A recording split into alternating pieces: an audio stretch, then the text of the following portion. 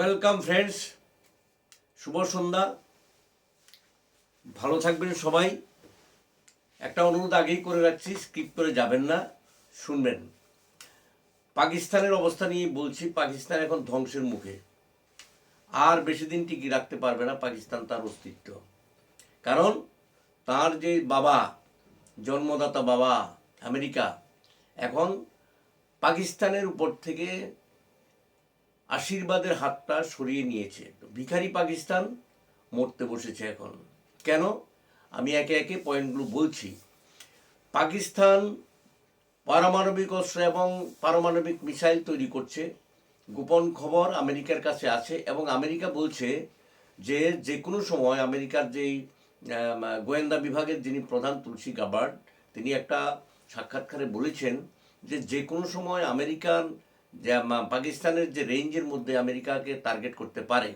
তাহলে বুঝেই গেল এখন আমেরিকা যে আফগানিস্তানে যে আক্রমণটা, আরে পাকিস্তান আমেরিকা আফগানিস্তানে যে আক্রমণটা করেছে হাসপাতালের উপর, সেখানে শিশু সহ অসুস্থ রোগী এবং সাধারণ মানুষ মারা গেছে প্রায় 5 শতাধিক।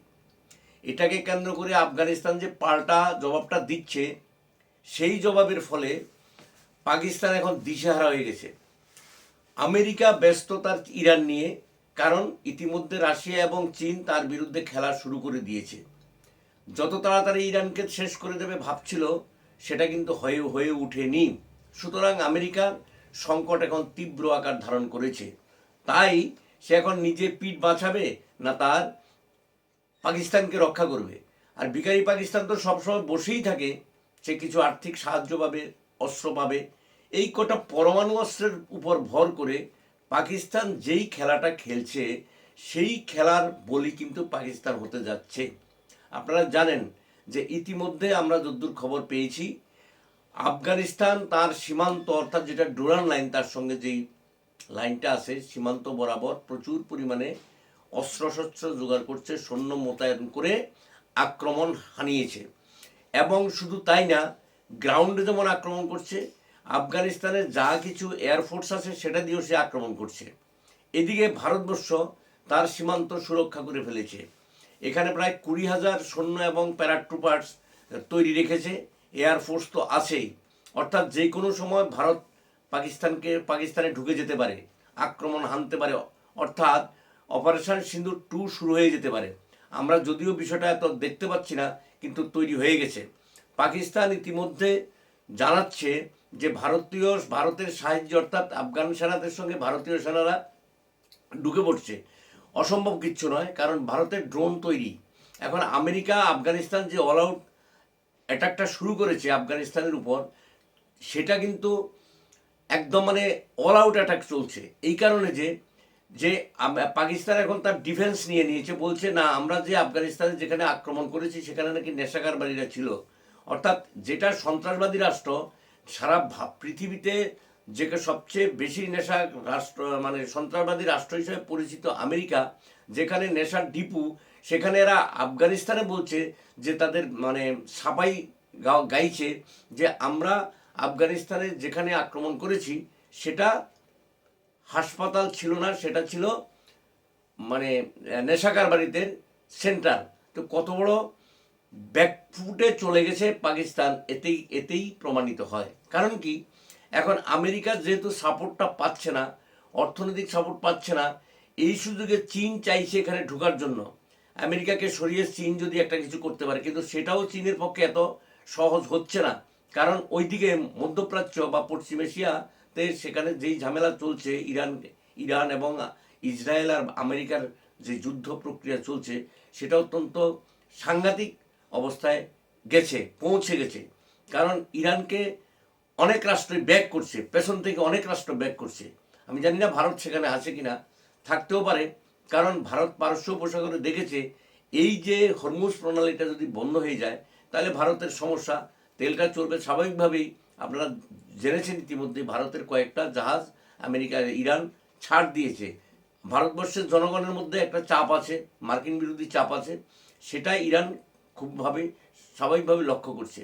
এদিকে পাকিস্তানের এই দুর্দিনে এগিয়ে এসছে সৌদি আরব এখন পাকিস্তানকে রক্ষার জন্য এগিয়ে এসছে। কিন্তু সৌদি আরবের কি ক্ষমতা আছে কিচ্ছু নেই, খুব একটা নেই। সুতরাং ভারত যদি এখন আফগানিস্তানের উপর আক্রমণ করে আর পাকিস্তানের উপর আক্রমণ করে এবং আফগান সৈন্যদের সঙ্গে ভারতের যদি যোগাযোগ সত্যিই থেকে থাকে, তাহলে পাকিস্তান তার অস্তিত্ব আর টিকিয়ে রাখতে পারছে না। বুঝতে পারছেন? আর টিকিয়ে রাখতে পারছে না, এখন তার পতন অনিবার্য।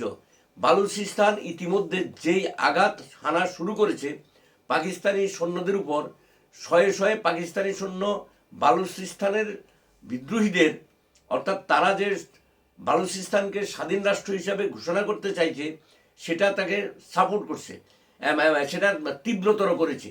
অর্থাৎ পাকিস্তানি সেনা এখন সেখান থেকে পালানো শুরু করে দিয়েছে, পালিয়ে যাচ্ছে। কারণ কি? জনগণ উত্তপ্ত হয়ে গেছে। রাশিয়া সেখানে খেলছে, রাশিয়া কিন্তু একটা সাপোর্ট অলরেডি আফগানিস্তানের প্রতি চলে এসছে। কারণ আপনারা জানেন এই রাশিয়ার প্রভাব আফগানিস্তান থেকে খর্ব করার জন্যই আমেরিকা সেখানে তালিবান সরকার প্রতিষ্ঠা করেছিল, সেই নাজিবুল্লাহ সরকারকে হটানোর জন্য, যার এক নম্বর দোষর ছিল এই পাকিস্তান। সুতরাং এই পাকিস্তান এখন ভয়ঙ্কর পরিণতির দিকে এগিয়ে যাচ্ছে।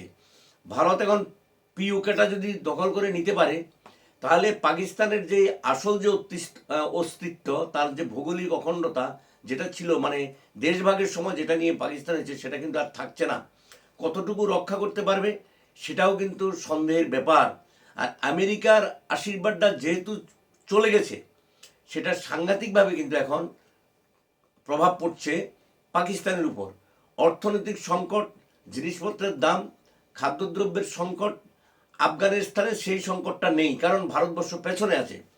তো এই ক্ষেত্রে আমরা দেখতে পাচ্ছি যে বাংলাদেশকে যেই সন্ত্রাসবাদী রাষ্ট্র বানাবার জন্য যে চেষ্টা করেছিল পাকিস্তান, এখানে জামাতি ইসলাম বা এই যে রাজাকার বা আলবদরের গোষ্ঠী যারা এখানে ছিল বা এখনও যারা আছে, তারা এখনও কিন্তু ভারতবর্ষের বিরুদ্ধে চক্রান্ত করে যাচ্ছে। তা কিন্তু ওদের ওদের ক্রিয়াকলাপ থেমে নেই। কিন্তু আবার মায়ানমার নিয়ে এখানে আবার একটা নতুন চক্রান্ত শুরু হয়েছে। চীন এখানে মাঠে নেমেছে। আর পাকিস্তানের যে খেলাটা সেটাও কিন্তু এখানে মানে আমেরিকার যে খেলাটা সেটাও কিন্তু এখানে রয়ে গেছে। সুতরাং পাকিস্তান এখন দিশাহারা। কারণ বাংলাদেশের যে সমস্ত মৌলবাদীরা যারা ভাবছে পাকিস্তানের পরমাণু আমাদের পরমাণু, আমরা পাকিস্তানের সাহায্যেই ভারতকে শেষ করে দেবো, ভারতের 7 সিস্টার দখল করে নেব, এখন এই শক্তিটাও কিন্তু সাংঘাতিকভাবে দুর্বল হয়ে গেছে। কারণ হতে বাধ্য, যেহেতু পাকিস্তান এখন মহা সংকটে আছে, তার অস্তিত্ব রক্ষা করতে পারবে কিনা সেটাই প্রশ্ন এখন। আগামী 7-8 দিনের মধ্যে পাকিস্তানে একটা ভয়ঙ্কর কিছু হতে যাচ্ছে। কারণ ইতিমধ্যেই শোনা গেছে আফগানিস্তান পাকিস্তানের পরমাণু কেন্দ্র আক্রমণ করে দিয়েছে, করতেই পারে। আফগানরা বলছে যে পাকিস্তানের সঙ্গে এখন আর কোনো রকম আলোচনা বা কূটনৈতিক সম্পর্ক স্থাপনের কোনো সম্ভাবনা নাই, যতক্ষণ পর্যন্ত না তার বদলা নিতে পারছে।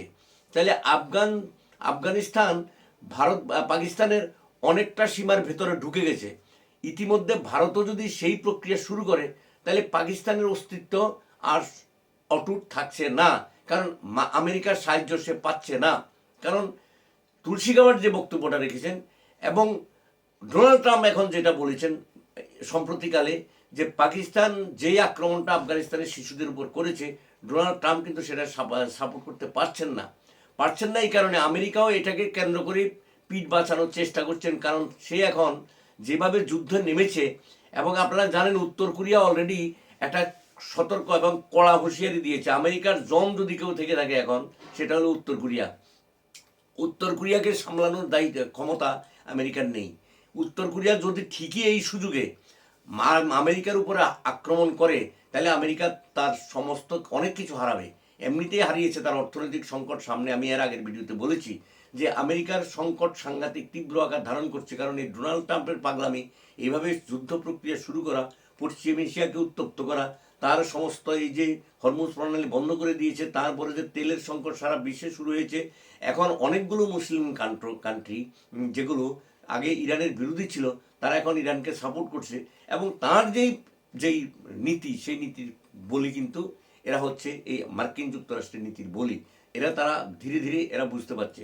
সুতরাং পাকিস্তান রাষ্ট্র এখন তীব্র সংকটে আছে, অস্তিত্বের সংকটে আছে। আশা করি কিছুদিনের মধ্যেই এই পাকিস্তানের যে ভৌগোলিক সীমারেখা, সেটার আগের ভৌগোলিক সীমানা থাকছে না, এবং অতি দ্রুত এই পাকিস্তান ধ্বংসের মুখে এসে দাঁড়িয়েছে। সুতরাং বন্ধুগণ, এই ভিডিওটা যদি ভালো লাগে আপনাদের বন্ধুদের মধ্যে শেয়ার করবেন এবং আমার চ্যানেলটা সাবস্ক্রাইব করবেন। ভালো থাকবেন, সুস্থ থাকবেন।